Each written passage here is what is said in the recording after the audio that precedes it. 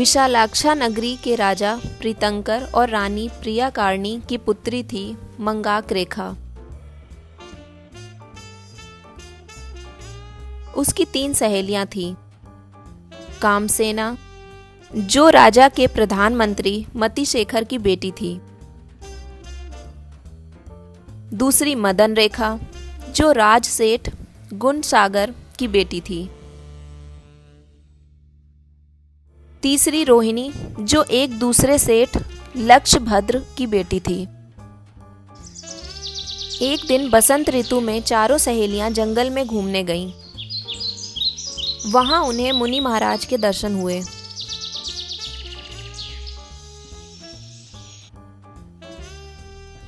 चारों ने मुनि महाराज से पूछा, महाराज, हमें कुछ ऐसा उपाय बताइए जिससे हम स्त्री पर्याय से मुक्त हो जाएं। मुनि महाराज बोले, तुम 10 लक्षण व्रत करो।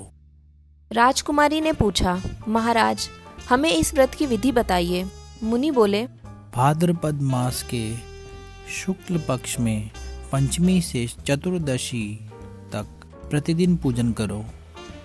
उत्तम समाधि 10 दिन धारण करो। तीनों काल सामायिक करो। इस प्रकार 10 दिन तक नियमित करो।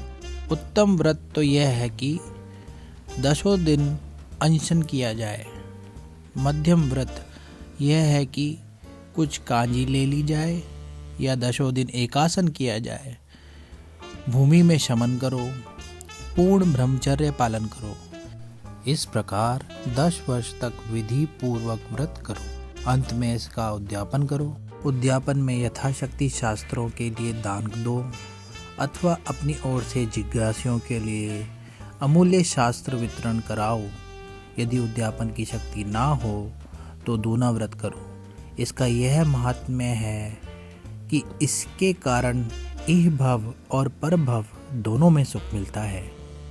मुनिराज के उपदेश से उन चारों कन्याओं ने भक्ति भाव से 10 लक्षण व्रत पूरे किए।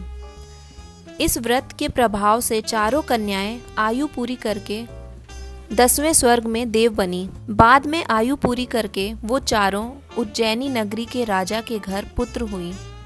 चारों राजकुमार देवप्रभ, गुणचंद्र, पद्मप्रभ, पद्मसारणी जब बड़े हुए तो उनका विवाह राजा की 4 कन्याओं से हुआ, जिनका नाम ब्राह्मी, कुमारी, रूपवती, मृदनैनी था।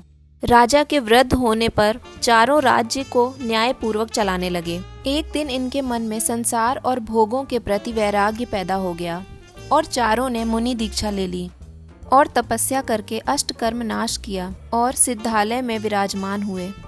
इस प्रकार जो भी 10 लक्षण धर्म को धारण करते हैं वो संसार सागर से पार हो जाते हैं।